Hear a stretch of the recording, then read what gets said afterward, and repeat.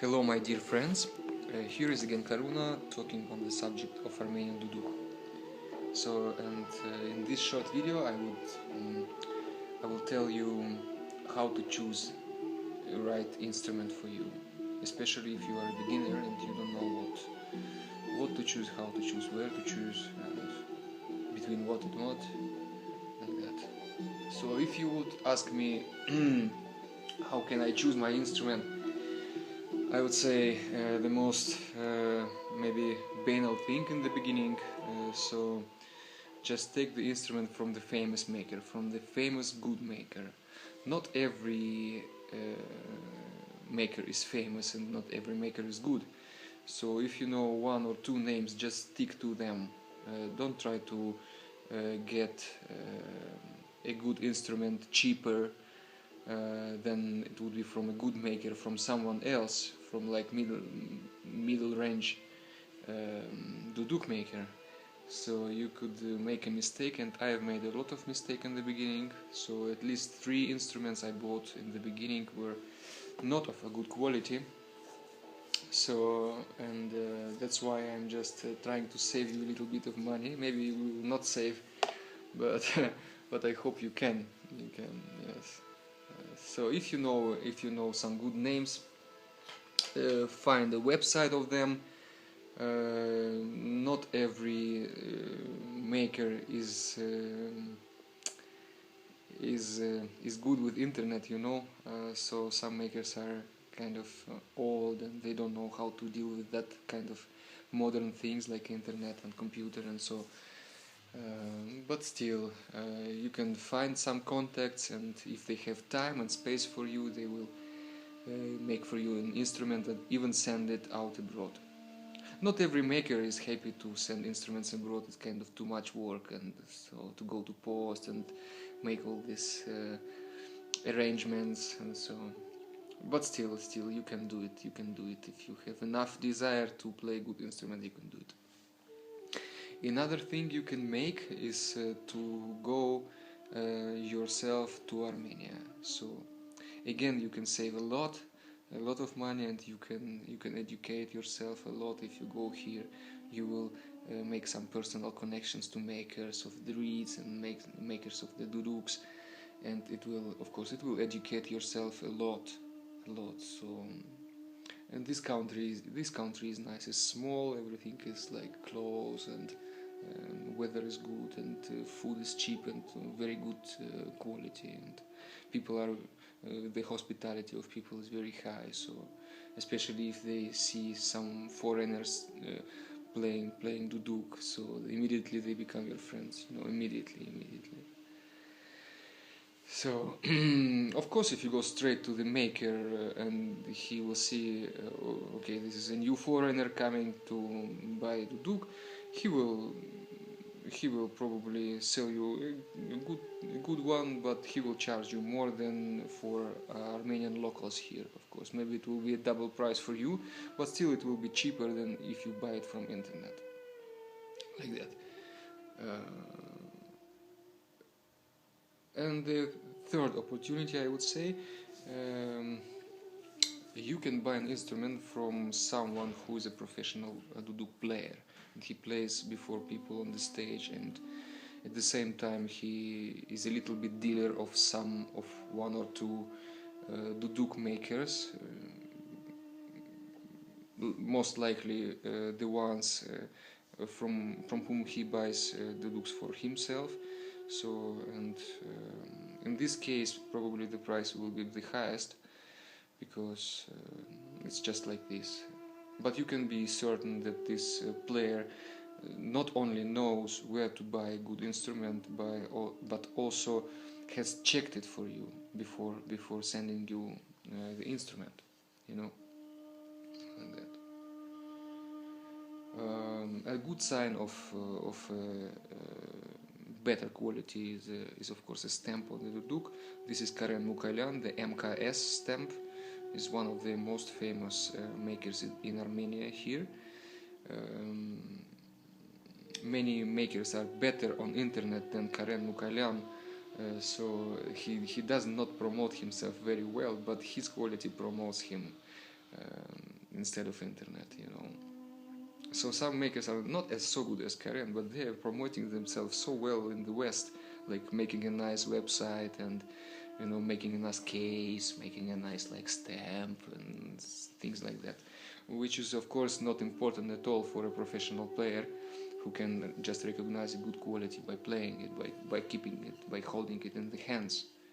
So, and that's why Karen is very much famous here in Yerevan. Players like great players like Gevorg Dabagyan, he is #1 duduk player right now in Yerevan. He prefers MKS. So I know some other names, and sometimes I also buy from them if people want. But first of all, I will recommend MKS. It doesn't mean that other are worse, or they just have their own style, their own price, and to some I have like more connection, to someone not so much, and the prices, you know, in the East they depend on how much friends you are with the maker, you know. So the further you are in friendship connection from the maker, the higher is the price. Can be like this in the East, of course. East is like this. It's a lot about how you deal with people here, how you understand how you are on the same frequency, like that. So the same could be told about Hamish, about the reed. So if you see the stamp like Andranik Vardanyan, like AV, you can be sure the reed is good. If it is new, no one spoiled it before you, so then it must be good. Some makers, they don't know how to make a stamp, you know, they just don't care about it. They know they're famous anyway, like Arman Stepanyan, this kind of duduk. I can recognize it by adjustment ring and this style of the cap here. So if you buy from different makers, after some time you start recognizing, okay, this is the style of that one, this is the style of that one. Yeah, some makers put a letter here, some makers make a little hole here in the adjustment ring, or a little red thread around the black ones. So it's just like this, but that doesn't mean that every reed from the same maker is good. It is not like that. It is not like that. You must be able to recognize a good reed, a potential reed, the one which is soft enough that you can play it in the beginning. Yes, because in the beginning is important that you can play it without your eyes falling out of your skull, you know. So it must be not so tough, softer, but still kind of potential, and it must have a timbre of a duduk, not a clarinet or something else. Because the softer it is, the more you have to be alert with the quality of the sound of the reed. So softer reed, good maker, yeah, duduk sound, not so much buzzing. So, and of course it must be in tune with your duduk, because sometimes they are not in tune with each other. The reed is good, duduk is good, but together they are not so much.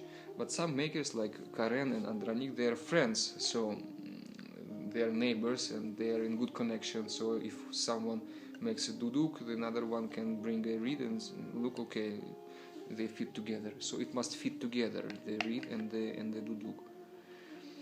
Doesn't mean if they don't fit that the duduk or the reed are bad, but in the beginning you can make such mistakes. If it is a little bit problem with the reed, like it is not in tune with duduk, you can play with these threads, taking them off and bringing the tuning up, so that the reed comes deeper in the duduk, then the tuning goes up. Or you can put more threads and then the reed is a little bit out like that, and the tuning goes down. So you can play with that kind of things to bring the whole set to fit each other. But if someone already cared for it, so might be that you already will get a nice set. It will be tuned for So, and you can already start playing. Yeah. The duduk itself, it is made of apricot wood, but it could be a wild apricot tree or kind of domestic, you know. So better are the wild ones, because if the plant grows in the wilderness, it will make its way to survive, you know, because there are competition between the plants, between the trees, and there is not enough nourishment in the wilderness, and not enough water sometimes, especially from the areas the makers take the material. And in that circumstances, the wood becomes very, very, very good, you know, very, very dense, very nice. So, and could be a sign of a good duduk that the wood is a little bit heavy. So if it is completely light, you just feel it. Okay, it's just too much light. Maybe it was over dried. So, or if you bought it second hand from someone else, maybe the previous musician did not oil it, so that the duduk just dried up completely. And of course, the sound, it will impact the sound. The sound must be open. It must be loud. It must be the instrument must be easy to play, you know. So these kind of things you would learn by trying different instruments, by touching different instruments, trying to play. Okay, this one is a little bit like too much quiet, you know. This one is loud. Okay, the louder one is better. But just yesterday I picked up one older, and the duduk was light, kind of lighter than mine. But the sound was so good. It was more, maybe even better than my duduk. So it could be exceptions in this, but still you just check the weight a little bit. Okay, this is good. So there are basically three types of makers: the good ones, and the middle range, and flea market duduk makers. So you must be prepared to pay a little bit for a good instrument, you know. Still, you cannot compare it to a good guitar or a good clarinet. Still, duduk is much cheaper, but still, maybe 200 euros you have to pay for a set, duduk and 2 reeds, something like that. Of course, if you come to Armenia, you can buy it cheaper yourself. Yeah.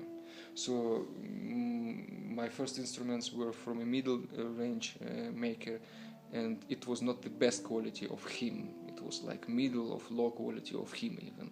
So that's why I had to get rid of that instruments. And they educated me a little bit. They showed me what instrument is not good, you know. I did not even pay attention when I bought it. Just this dealer, he came and he showed me, okay, you can play like this, and then I heard Armenian duduk sound, and I was wow, like that. Okay, I take this instrument. I even didn't look like that through the instrument. It was full of rubbish, you know. It was like the maker did not even polish it properly from inside. It was like little pieces of wood and some dust. Probably he was not able to sell it for a month.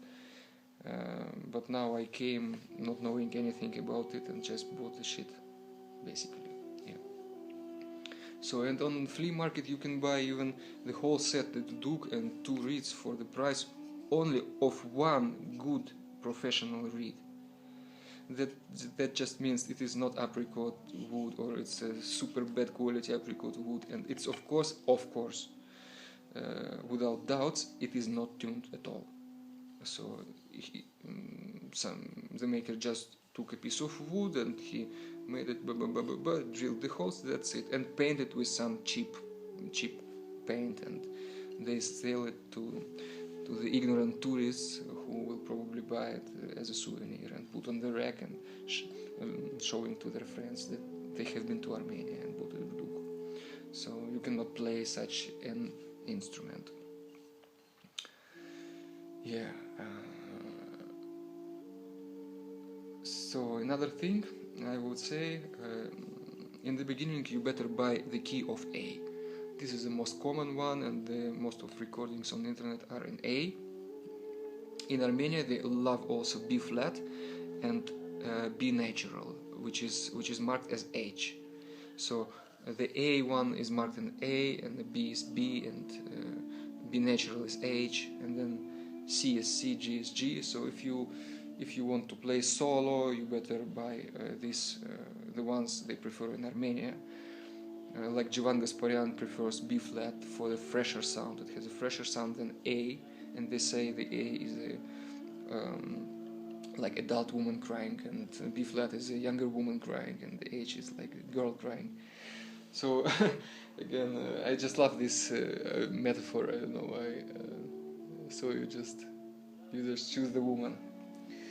And yeah, if you want to accompany someone playing guitar or piano, mostly on the guitar is what kind of chords are played, like A minor, E minor, D minor, C major, G major, F, something like that. For these chords, the best choice for you would be the key of C, the piccolo one, the shorter duduk and the shorter reed, or the G, which is a little bit longer than A size. It has a nice deep bass sound. So G and C are good for the guitar if you want to accompany.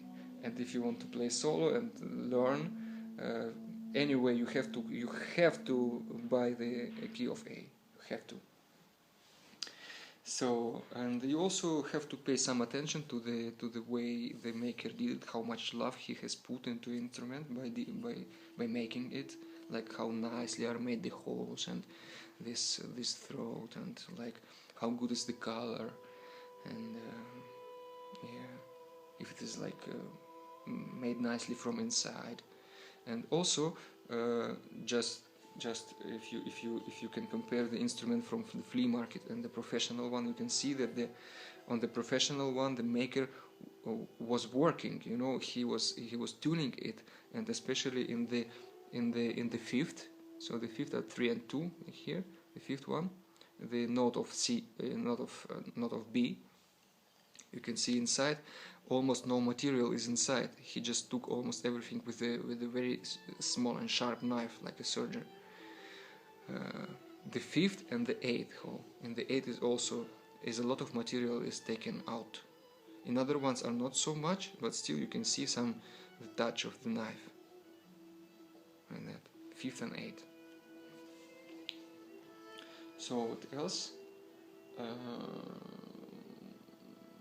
If you find some mistake, which is also possible if you buy from a good maker, and one time it happened to me. I bought from Karen a small duduk, and one higher note was not okay, and I checked it with the maker of the reeds, and he put the very same reed into his duduk, and he tried, it was okay, and I put the same reed into my duduk, it was not good. I came to Karen and he accepted it, and he took it back, and he could not fix it because technologically it was not possible to fix that kind of mistake, but he exchanged it. So after a few days I got a new instrument. This is the way good makers deal with the clients, you know.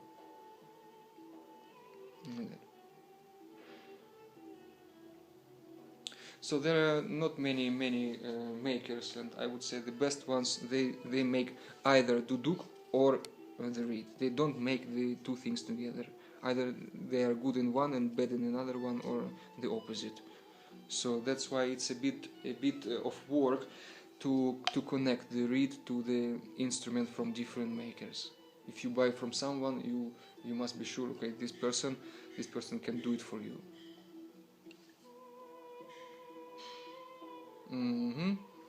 I think I said almost everything.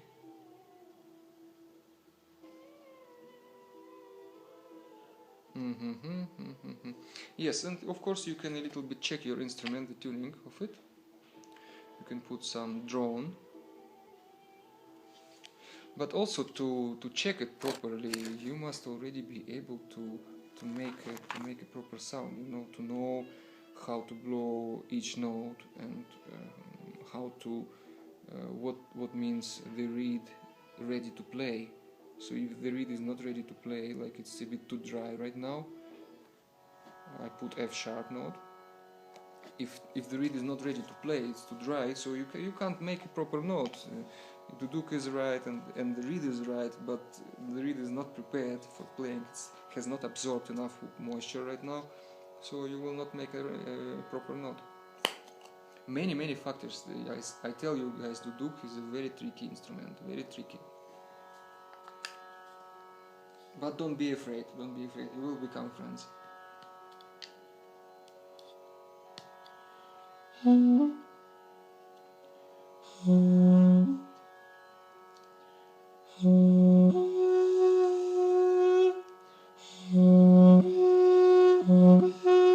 This reed is not open enough right now, so maybe it's not a very good example what I'm doing, but still.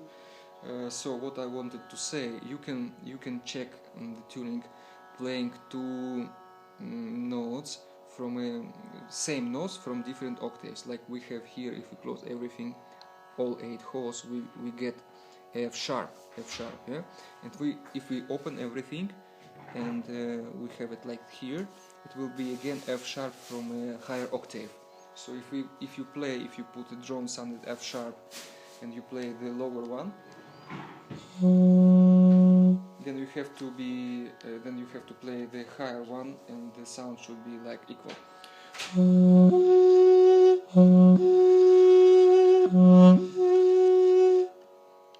This way. So again, you can check another note like G sharp. Will be here. No, this reed is not ready right now.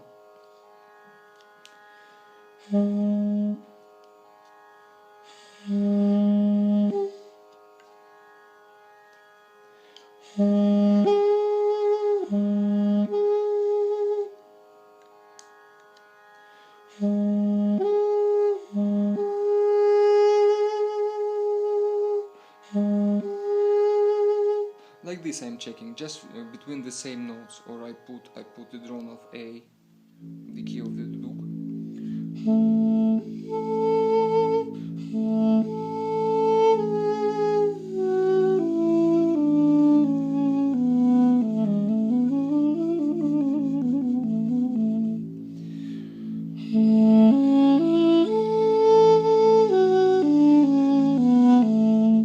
Like this.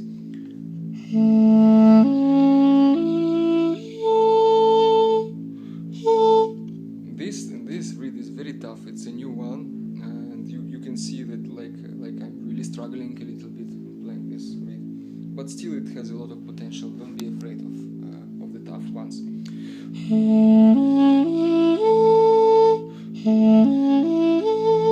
Like this you can check between A and A, G sharp and G sharp, F sharp and F sharp. Yeah, and if you have a good hearing, you can hear it.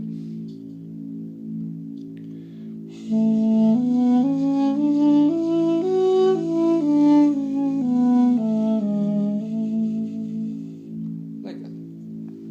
Of course, you will make some mistakes in the beginning. It's okay, but mistakes are not mistakes if you take the lesson. You know, if you take the message from them, then it becomes experience, and it becomes a good lesson.